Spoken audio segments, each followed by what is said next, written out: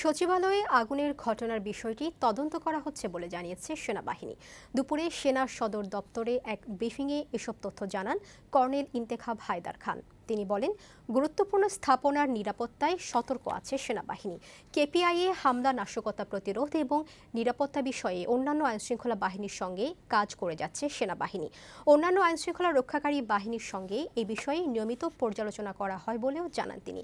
ব্রিফিংয়ে জানানো হয়, চাঁদাবাজি রোধে সরকারের সাথে সমন্বিতভাবে কাজ করছে সেনাবাহিনী।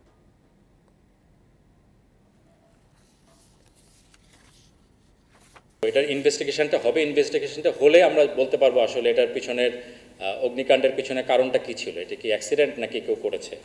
আমাদের সচিবালয়ের নিকটে আমাদের সেনাবাহিনীর সদস্যরা যারা আছেন তারা সার্বক্ষণিক ডিপ্লয়েড থাকেন। মূলত এটার এটার সাথে এটার নিরাপত্তার বিষয়টি বাহ্যিক নিরাপত্তা, তারাও যখনই অগ্নিকাণ্ডের ঘটনা ঘটেছে তারা ইমিডিয়েটলি ডিপ্লয় করেছেন এবং ফায়ার সার্ভিসকে তাদের সর্বাত্মক সহায়তা প্রদান করেছেন।